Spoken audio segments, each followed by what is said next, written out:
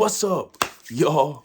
Man, it's been a minute. It's been a good minute since we have uploaded on YouTube. But yeah, we're gonna get up real close and personal. But nah, man, we got a little story time for y'all on the real. Don't taste good. Don't taste. Yeah, she just brushed her teeth in the dry drink Gatorade. You're not supposed to do that. You're supposed to wait a little bit. But we about to do have a story time and explain why we have not been uploading on YouTube for the past about 3, almost 4 weeks, almost a month. So so your hair tangly? Mm-hmm. I didn't brush it. I just wet it down. So one day I was I'm gonna tell my side of the story first, and then she can tell hers. But one day, I was here about to take her car to get looked at a place because something's wrong with her car.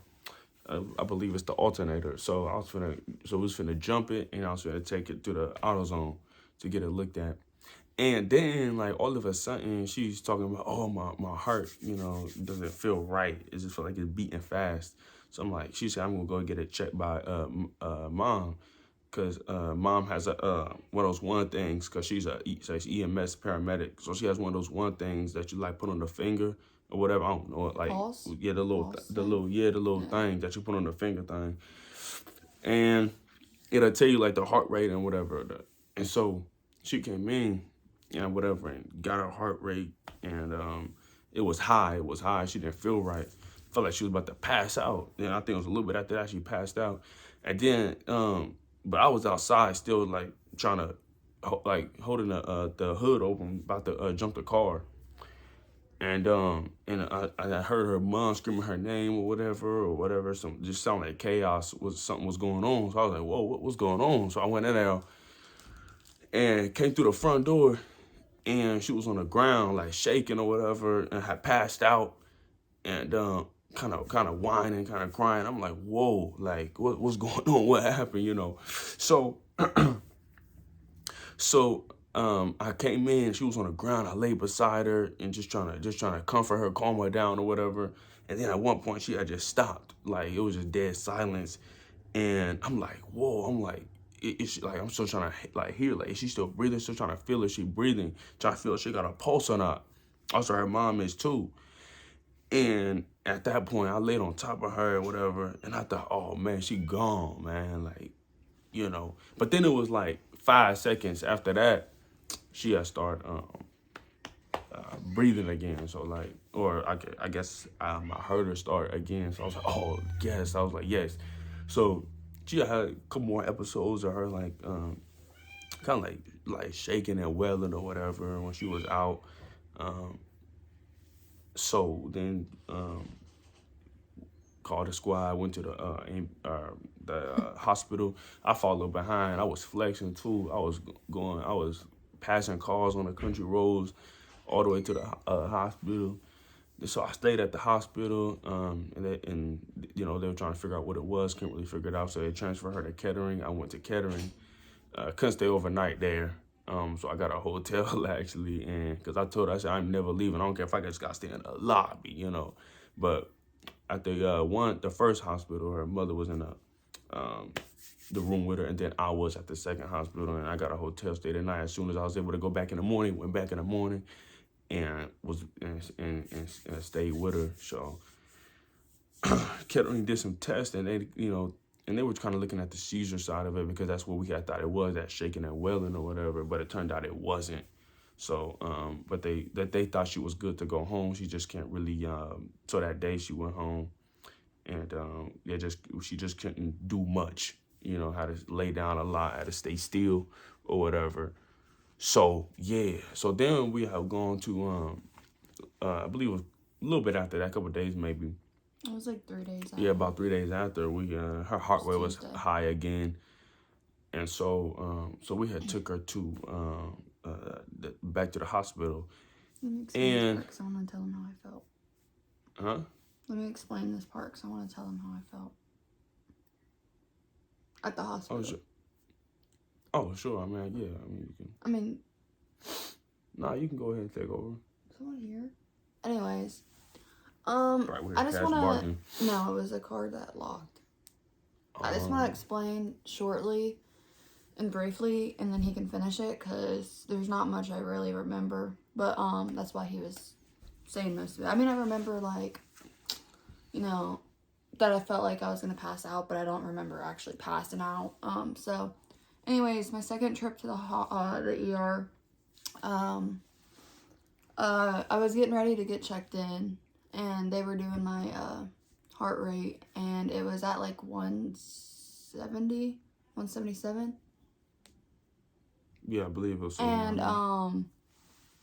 so I told my mom I felt like I was gonna pass out. So the nurse was looking at my heart rate, and she saw it was high, and then went to go get a wheelchair. Next thing you know, I was passed out.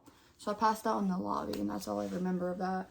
I mean, I remember aftermath, but he can tell that because I'm not good at telling stories. So yeah, and then they did their thing, and the hospital, like the doctors or nurses or whatever, did their thing, and they rushed her back there, whatever, and began to give her fluids or whatever. She was fine. She was perfectly fine after that, you know, and they began to do some tests, and I was only there for like an hour and a half, because they were looking at the seizure side, because they knew it wasn't seizures. So they was like, what else could it be? So they did like an x-ray or whatever, did some things, and I don't know, ran some tests. And it turned out that they believed that she had this thing called, what's it called? Did you just hear that? The door like started opening by itself. Could possibly be the wind, could be. No, like someone grabbed the door and like tried to open it.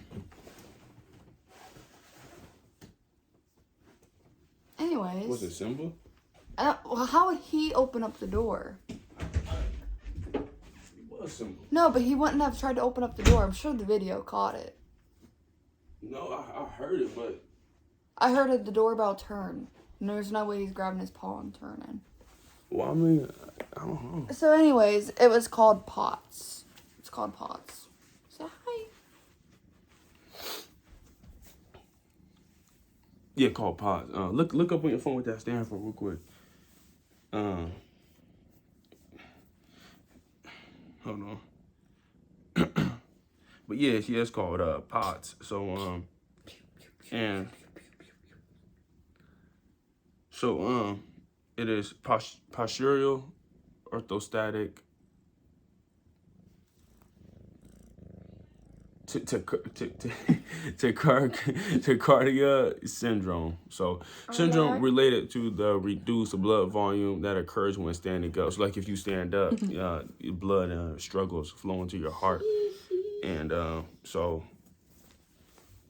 the blood struggles flowing to your heart, and so like you can easily just after a couple minutes pass out after you stand up. So, but I just want to say that she's a very strong woman. I mean, even a couple days after this happened, she was talking about, oh, I'm going to go back to work, try to get up for work, and her heart rate was high and stuff, and they telling her, like, no, don't go back. But she's so dedicated and strong, resilient, so she was even willing to go back to work, even though she was going through all of this. And as you can see, you know, I was just about to say that she has to drink Gatorade and wear compression socks, and if she does that, she's fine, you know. She's gone out since that all those episodes happened, and if she drinks her Gatorade and, you know, wears those compression socks, she's perfectly fine. She's able to walk around for you know, hours and be just fine. So yeah, so you know, every couple, everybody experiences hard times in life, but you know, it's what you do with them. And we stood close together as a couple and fought through this difficult time. And she's doing much better now, and so it's, yeah. But that's why we haven't been uploading, and as you can see, we're back to it now. So please stay tuned for more videos to come.